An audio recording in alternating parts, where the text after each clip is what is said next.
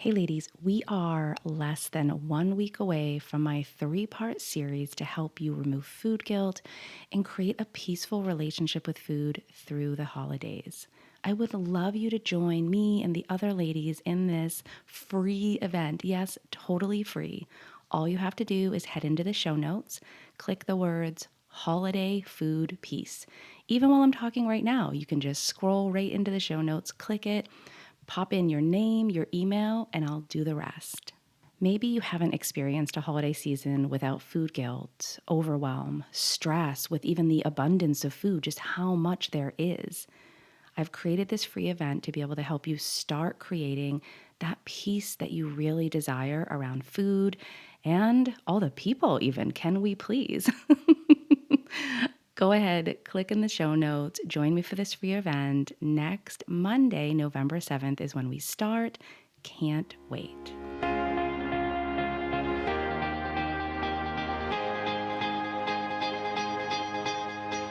Welcome to the Intuitive Eating Mama podcast. I'm your host, Jennifer D'Amato. I am an intuitive eating counselor and I'm also a mom to 4. This podcast is not just for mamas, it's for all women who are ready to ditch diets, ditch the scale and food guilt forever, and instead invite peace with food, increase their body trust, and confidence in all of her choices. I believe this show is going to shed some light on sneaky ways diet culture has infiltrated your thoughts, your family, and your well-being. No matter the episode, I want you to walk away feeling informed, inspired, and encouraged. So whether you're taking a walk, washing the dishes, or carting kids around, let's dive into the latest episode on the Intuitive Eating Mama podcast. Well, here we are. It is November. If you are listening to this in real time, it is like the first day of November.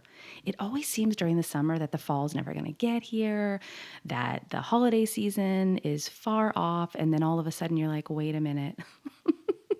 Here we are, yet again, another year. And I can't believe we're getting to that point again. We're getting to the point of the holidays. We're getting to the end of another year. It always happens so fast. You think it wouldn't surprise me every year, but here we are again, me being surprised. Well, yes.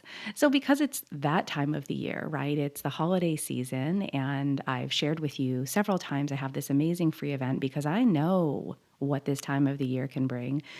And I decided, because I'm talking about this from an intuitive eating, food freedom, complete peace, remove food guilt perspective, I was starting to wonder, I wonder. Okay, Jen.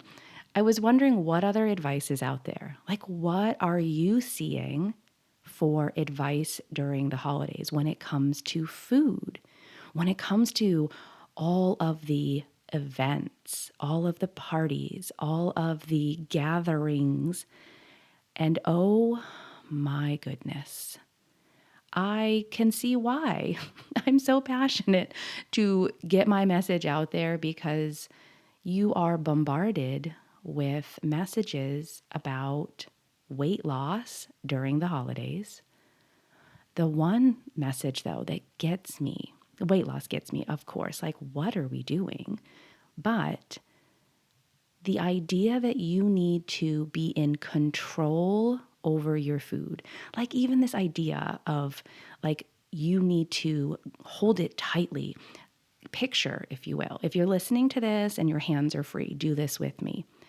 Picture, take your hand and like clench it like really tight, like a fist. That's what they're saying. I mean, press it in. Can you feel your nails digging in? Like just hold it tight, tight, tight. And then if you hold it there for a little while and then you let it go, how does it feel? Like you can feel it in your hand. You can notice the difference. And all of a sudden, that's the out of control, right? If you control, hold it tight, tight, tight, and you keep doing that and doing that and doing that, and then you open it up, it's like, oh my gosh, what a difference. Well, that's the binge-like behavior. That's the overeating. That's the I feel out of control. What if the hand just lays loosely open all the time? And there's not this, tight and open, tight and open. That's that diet cycle, which can happen in these micro moments, especially during the holidays, and especially when you are given the worst advice ever. I have some of it here for you. Oh my goodness. Are we ready? Let's dive into some of the worst food advice during the holiday season that I read. And then I want to give you my perspective on maybe how you could look at this completely different. We're going to kind of take this advice and make it better. Are you ready? Let's go. All right, here's what the World Wide Web has for you. Fit in fitness every single day. Now, again, this is advice during the holidays, and I know we're talking about food, and this is like the top advice I saw in this article. Every day you need to be working out, exercising. Now, listen, I am a huge advocate for moving your body. Absolutely. Do I think it can help with stress relief? Yes. Do I think our bodies want to move? Absolutely. But the advice is that you need to be fitting this in every day. And then what happens when we can't, when we don't, when we just don't want to, is we feel guilty. We feel like we absolutely have done something wrong. So maybe the advice, if we're going to spin this around, would be fit in fitness where it works, when it feels good. Fit in movement to help you de-stress when you need it. What if we don't hold this so tightly? We open that hand back up and say, how do I want to fit in movement today, this week, while I'm, on vacation or while I'm traveling? How do I want to fit that in? All right, that was number one. The next one, oh my goodness, my entire body is reacting.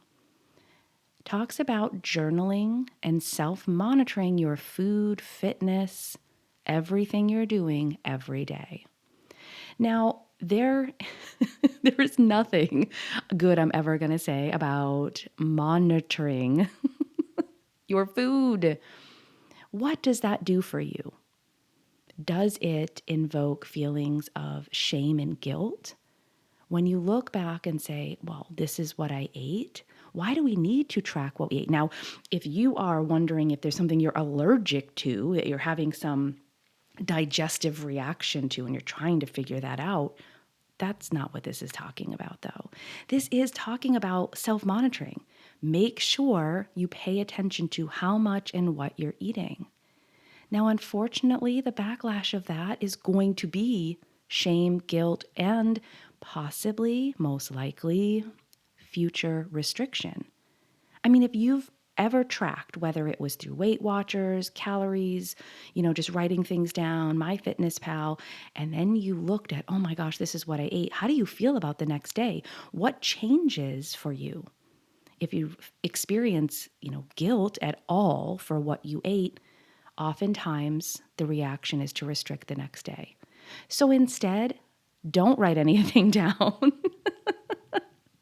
Maybe if you want to journal how you felt, you want to write down, the experience of eating new foods, or when your mother-in-law cooks that amazing dish and you're like, I really do need to perfect that because I love this so much and I want to eat it all year long. But do not track your food. It's not necessary and can cause more harm than good. And can you imagine, I'm so busy this holiday season. Why am I writing all my food down? Big, deep breath. Big, deep breath. All right, this next one, oh my goodness. This is one of the worst. Set ground rules about eating. I'm reading you word for word what this says to you. Only eat, when you're sitting down. You can't eat after 8 p.m. No going back for seconds. This is literally the suggestions in this article, creating food rules for you. Again, I say, what happens when you break one? Even if it's a self-imposed rule, you've probably been there before. I'm not going to eat past 7 p.m. And then what happens when you did? Because of the situation, because you were hungry, because you just wanted something. How did you feel? What happens when you've made this rule of I can't eat anymore, no allowing myself to go back for seconds, but the first serving, you were not satisfied. You're still hungry. You go back for more, and then you break your own rule and you feel horrible. Or you end up trying not to break that rule. You hold off as long as you can, and then you end up binging later. Setting any food rules any time of the year is going to backfire. It's going to cause harm. It's going to cause stress and guilt and shame around food. What if instead of rules, you had guidelines, things that you honor for yourself? And it's about honoring your hunger and fullness. It's about exploring new foods. Maybe it's even, I want to create a peaceful environment when I eat. These are some of the things we're going to address in my 3-part series. Like, I want to address these things because I know the harm these kind of rules are having. And they had it on me for a long time, a really long time. All right, the last one I want to share with you started off really, really good. It was talking about not depriving yourself of foods that you really love, and talked about how this leads to binging. And I was like, yes, oh my goodness, there's really like a great piece of advice in here. And then it continued. It said, instead, we're not going to deprive ourselves. Only plan to eat a small portion. Again, we are adding restriction in, making a food rule. What if you want more? What if it's so dang good you'd like to have some more? And what if you do? Again, when we set ourselves up with all these food rules and then we break them, again, self-imposed food rules. No one else is setting this for you. It's things you're doing to yourself, possibly. You go back, then how do you feel? What if you want more? These are toxic rules. It's all diet culture. It's all woven into what seems like good things. Again, movement is great. I mean, if you want to journal how you're feeling and capture moments, like, this is wonderful, but you don't need to track your food. Setting all these food rules sets you up to not enjoy the holiday season, to feel badly about yourself. And then where does that ultimately land you? Well, January's coming. I need to start the diet. I need to restrict. I need to withhold. I need to do all these things that also make you feel worse. How many times have you found yourself in that cycle? Like the holiday restriction cycle. I mean, we talk about this bigger diet cycle. I've talked about micro diet cycles. I talked about this on my Instagram a while back, and how dieting can show up on the day to day. Like, we can go through these micro cycles. But I think there's a very unique cycle that happens during the holiday season. And it might feel like the restrict binge. It might just feel like an all-out binge because you have been restricting all year long. And then where does that ultimately land you? Both lead you to restriction, right? January's coming. I got to start a new diet. I've got to try this. I got to get back on track. I hate that phrase. I hate that phrase. I used that phrase for probably 15 years of my life. I have to get back on track. What if we open up the hand and we hold things loosely and we stop trying to squeeze everything, which includes squeezing out the joy? What if we learn how to create peace with food, peace with ourselves? I can tell you from somebody who lived both sides of this. I live in the peaceful side, but I have been in the side that is about rules and restriction and diet starts in January, get back on track. I've done all of it. I have deprived myself of foods I really wanted and then ended up sad after. I have also felt like I've completely indulged, felt sick to my stomach because of those binges, that binge-like behavior because I've been restricting so long. I've been there. And I live on the side of peace, peace with food, peace with my body. It is a much more enjoyable way to experience the holiday season. And quite frankly, it's more enjoyable, period. It just is. It didn't happen overnight. It wasn't this quick fix. But starting made the difference. When I said enough is enough, I don't even want to do this holiday cycle anymore. I don't want to feel guilty come December 31st or January 1st. I want to have peace enjoy, have the memories and the moments. I want to stop, clenching things so tightly and understand how to live kind of with that open hand. I'm telling you, totally different way of living, much more peaceful. I don't experience food guilt. I don't. I really thought that was normal, like just to feel guilty for having sweet foods, anything made with sugar, carbs, fats. I mean, let's be honest, it really was everything, right? If it didn't fit into the planner program, I felt guilty. If you relate to this, if you've read this other kind of advice, heard this other advice, you've tried this other advice like I did, and you're like, I can't do it anymore.